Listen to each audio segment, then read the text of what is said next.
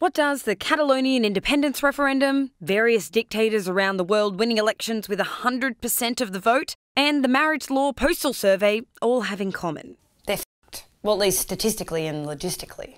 Yes, by now the logistical flaws of mailing out a survey to 16 million people using our shoddy postal system and possibly wildly inaccurate electoral roll have become very, very apparent. But just in case you haven't been paying attention, here are the top 3 reasons why the survey is maybe bullshit. The first reason, the electoral roll.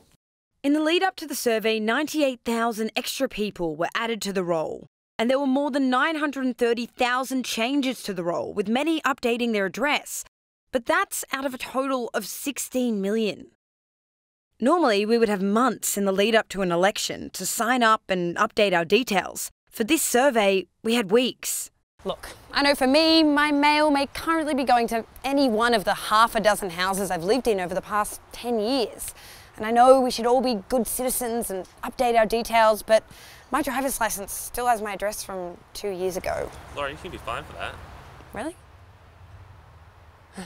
The Australian Electoral Commission's role does have some issues with incompleteness, and that's typically around younger people, perhaps people from non-English speaking backgrounds, people living in regional or remote areas.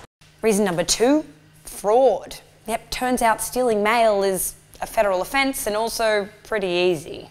I'm here to pick up Mark Fennell's movie premiere VIP tickets, please. Thank you. We've all read the articles, nearly 40 surveys found in a bin in northern Sydney, dozens left in the rain in Canberra, 17 more dumped in a garden in Melbourne and another pile left in a CBD laneway. Not to mention at least 30 reports confirmed by the ABS of ballots being offered for sale online. But is this fraud actually widespread enough to jeopardise the outcome? When you send out 16 million forms, I'm sure there is going to be a few incidents. I think it is running smoothly. Reason number 3. When it comes to being representative, voluntary surveys are bullshit. Don't take my word. That's according to people who look at surveys for a living. Of all of the methodologies that could be used, this is the most flawed process. Who's most likely to respond?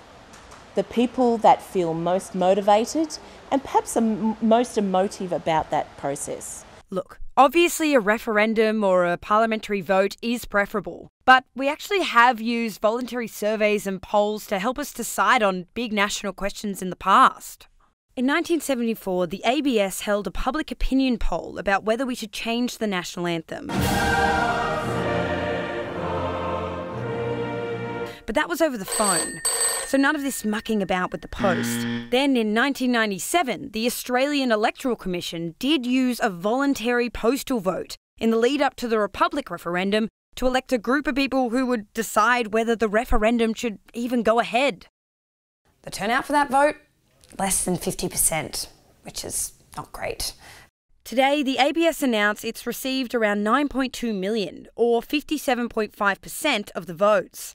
Which is pretty great, but that still leaves around 6.8 million surveys lying around in your homes, and we don't know if an even spread of Australians has got their bum into gear. So if people don't get off their asses, we'll have low turnout, votes for sale, missing ballots, and a truckload of young people locked out of the vote in the first place. Translation? This could be the most expensive waste of time in Australian voting history.